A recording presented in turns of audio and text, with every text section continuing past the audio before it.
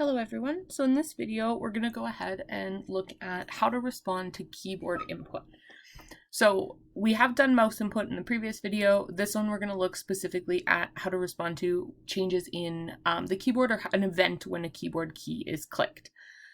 So we have the base template file for opening a new window that we got from the online textbook, which can be found in the Pygame reference document. Because I've copy and pasted this over, I'm going to go ahead and run it and just make sure that it's showing a blank screen. So I want to see a white screen. I want to see the words my game, and I want to be able to close it. And then I want to check my shell and make sure there's no errors.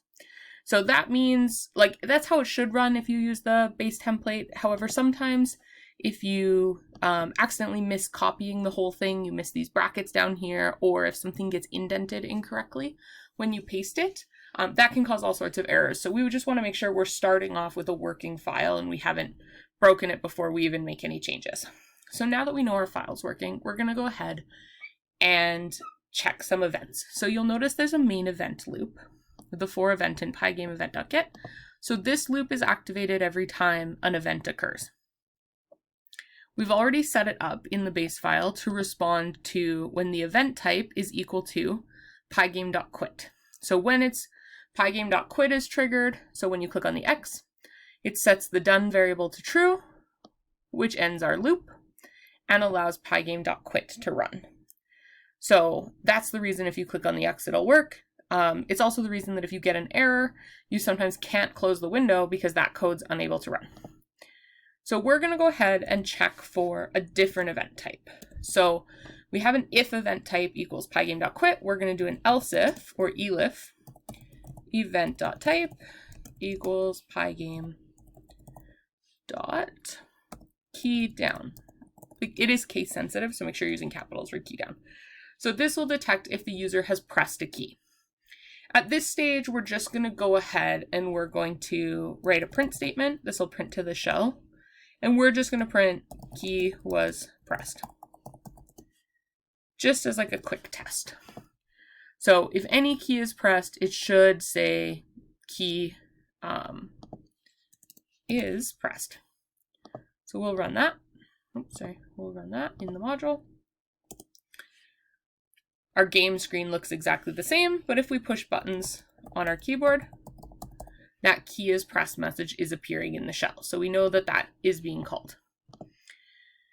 So if you want to be able to detect certain keys, we're going to use certain key codes. So if you want to know all the key codes, in the textbook on chapter 10, right near the bottom, it has all of the possible keys you can use. So most of them are K underscore what they are. With the any of your punctuation, you have to write it out. But for the letters, it's just K underscore the letter. And then for numlock, caps lock, etc., you can see the things here. We're actually going to use the arrow keys, which I'm not seeing here, but they are just left, right, up, and down. So let's in here, inside our else if, so now that we've confirmed some sort of key was pressed, we're going to check what key was pressed. So we're going to say if event.key equals pygame.k underscore left. So now we're checking if the left key has been pressed.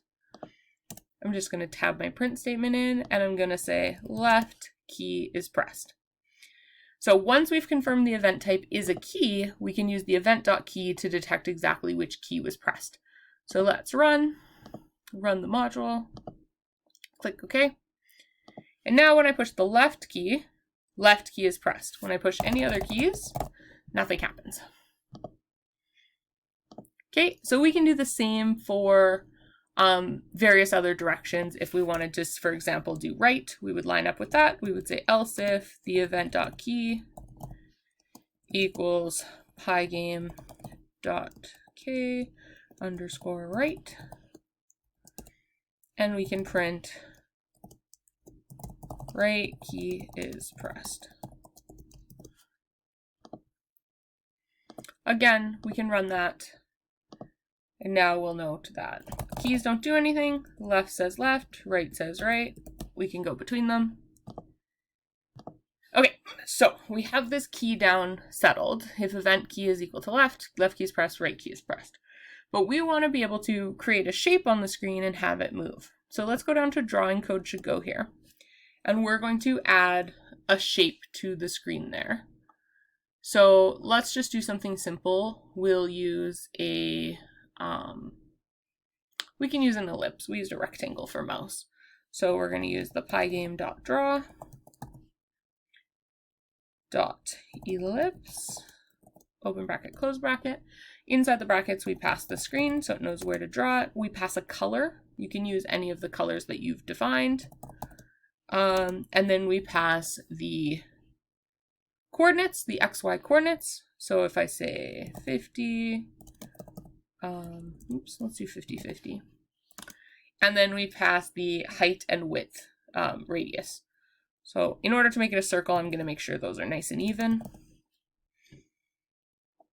And then for circles, after the square brackets, we're going to pass a number that determines how filled it is. If I want it to be a fully filled circle, I'm going to pass a 0. So I'm going to run this, just make sure that that does, in fact, make a circle appear on the screen. We have a red circle. Okay, so I'm going to go ahead and we're going to look at having that red circle move with the X and Y coordinates. Now, if you remember with the mouse, when we were doing mouse movement, a mouse had an X and Y coordinate. When we look at a keyboard, there's no defined X and Y coordinate that we can take. So we actually are going to need to set up a way to have the X and Y change based on mouse movement. So I'm going to show you a couple different ways to do that. Just to get started here, we know these are the X and Y coordinates. So we can say X coordinate, and we'll throw Y coordinate in there. So we have an X coordinate and a Y coordinate variable. Now we're going to want to declare these. So I'm going to come up here where we were declaring a lot of our stuff and create a variable to declare coordinate locations. And I'm going to set X coordinate to be, we'll start it in the top corner. So we'll do X and Y as 0. Okay, so we've set the X and Y coordinate to both be 0. So essentially our circle should be showing up in the top corner of the screen. Now, because we're working with the left and right key, that's what we've set up, we're going to look at making the circle move horizontally across the screen. When I push left, it should go to the left. When I push right, it should go to the right. So instead of printing left key is pressed, or I can leave that code in to make sure it's still getting to that point, I'm going to update the X coordinate. So in the case of pygame.left, the X coordinate is going to move to the left. So I'm going to do X coordinate equals X coordinate minus 3. So it should move 3 pixels to the left every time. And when it moves to the right, it's going to increase in the X value. So I'm going to do X coordinate equals X coordinate plus 3. And I'm going to run that and just check how this is working.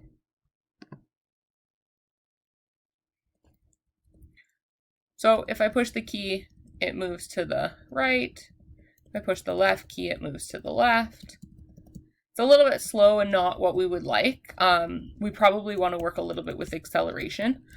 I don't want to make this video too long, so I'll do acceleration after, but at this point, you should be able to have an object move based on key press left and key press right. You should be able to do exactly the same thing to add in for up and down. So you would add another elif, event.key equals, but now we're going to do pygame.key up. Actually, let's do down. It doesn't really matter, but I'm going to go ahead and print down key pressed. Again, we'll take these out after. It's more just for double checking what's going on. Now, when we're working with up and down, we're going to work with the Y coordinate because Y reaches for the sky. And I'm going to update the y coordinate to increase by 3. So remember, as we move down the screen, y gets bigger. So I'm going to run that. Now I should have the ability to go right, to go left, and to go down. I have not yet coded up, so it doesn't work, but I believe from this point you should be able to add up. The next video I do will show you acceleration and how to get a bit of a smoother movement in your object using variables to control speed as well as the variables to control coordinates, but I'm going to stop this one here.